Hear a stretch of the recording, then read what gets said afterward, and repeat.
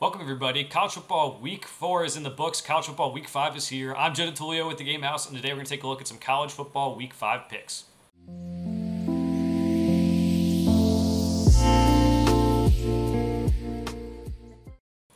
Okay, as mentioned, we're going to go over some week 5 picks for college football. We're not going to get into every game that I have picked. If you want to see every pick, you can go to thegamehouse.com and look up college football week 5 picks.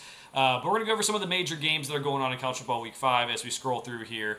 Let me know if you ever want me to pick anything specifically, but this is what we're going to do going forward is just pick the main games going on. We're going to go NC State over Louisville. This is a Friday game, I believe.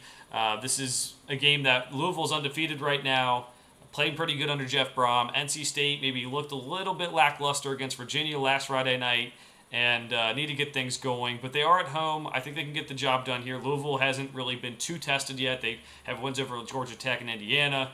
Going to go with the home team here and take NC State.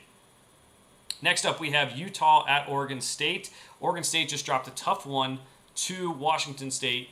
I'm going to go with Oregon State here. There's still no word on Utah maybe starting Cam Rising. The starting quarterback's been out all season, and they've played well, but they've had some close calls.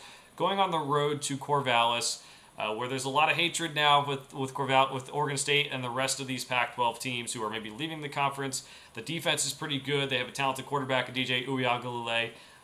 I would pick Utah if I knew Cam Rising was playing, but I just don't. So I'm going to go Oregon State to win this one. BYU over Cincinnati, two new Big 12 teams.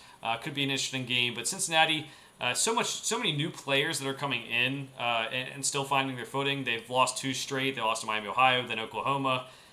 Going all the way to Provo, I think is a little bit too much of a tall task. I think BYU was only favored by 2 earlier in the week. I think they can cover that spread as well if you're into gambling. Syracuse and Clemson. Clemson is traveling to Syracuse. This has been a team historically that's giving them troubles, even when Syracuse isn't the best. And Syracuse is undefeated this year, but I do think Clemson's defense helps cover up for them and gets them a big win. Their defense is very, very talented. Their offense is better. I mean, they lost to Duke. Duke's a good team. They lost to Florida State. Florida State's a good team. Maybe they're not the Clemsons of old. Maybe they win 9 games this season instead of 10 or 11 or 12 like the past, but I think they can beat Syracuse on the road. USC at Colorado. USC is going to win this game. USC has a high-powered offense. I think their offensive line is much better than Colorado's. That we saw that was kind of a big issue last week. Colorado can't run the ball. Big fan of what Deion's doing for Colorado in that program, but he's going to need some time before he can go up against the big boys. It's still a success story. They were only projected to win, I believe, 3.5 games. They already have 3 wins on the season.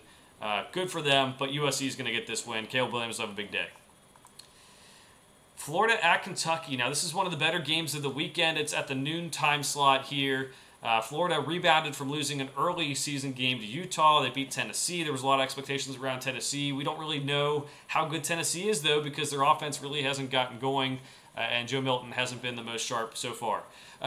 Kentucky, I'm going with them in this one. They're the home team. They really haven't played up to their talent level yet, but I think a lot of it isn't about they haven't played many good games, but they haven't played up to their own standards. It's not like they're struggling with to score points against Akron at times because it's something where like Akron's posing them a problem. It's just stuff they need to figure out. Liam Cohen's back as offensive coordinator. Devin Leary is still coming back from an injury.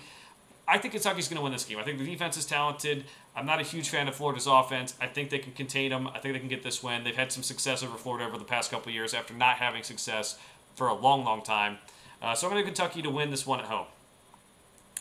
We're going to go Texas A&M over Arkansas. Now, Connor Wegman is out for the season, so Max Johnson will be starting. But it's hard to trust Arkansas now, man. And they played LSU tough last week, but they lost to BYU the week before that, so they have 2 losses. The defense just needs to figure itself out. I think even Texas A&M with their offensive issues, they can figure this one out. This one is, I guess, going to be in Jerry World. I should have said that earlier, too. It's a kind of a neutral site game, but I'm going to go Texas A&M in this one. Keep on scrolling down here to some other games. We're going to go Texas Tech to beat Houston. Yes, Tyler Shaw is out for quarterback at Texas Tech. They're going up against Donovan Smith, their former quarterback who transferred to Houston. But I think Texas Tech gets the win. I think they're a much more talented team. Houston lost a lot of talent to the NFL last year, including Tank Dell, who's just lighting it up in the NFL. So we're going to go Texas Tech at home. Tough place to play. All right, now Kansas and Texas. Now, Kansas has given them trouble before. That's even when they're not a good team, they've given them trouble. going to be a shootout in this one. Defenses, I don't think, are the greatest, but I'm going to go Texas. They've struggled with different teams at different points, but they have beaten Alabama. They have a very talented receiving core, including tight end Jatavian Sanders, who's one to watch out for in this one. Kansas, I think, gives them a run for their money, but just doesn't quite keep up, so I'm going to go Texas in that one. Georgia and Auburn. Only a 14-point spread in favor of Georgia. I'm going to say they win and cover that. Maybe they, odds makers know something I don't. Auburn's still getting built up under Hugh Freeze. Whether you agree with that hiring or not, they're still building up.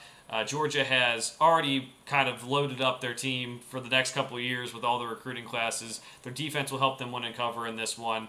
I don't think this will be as close as the 14-point spread at all.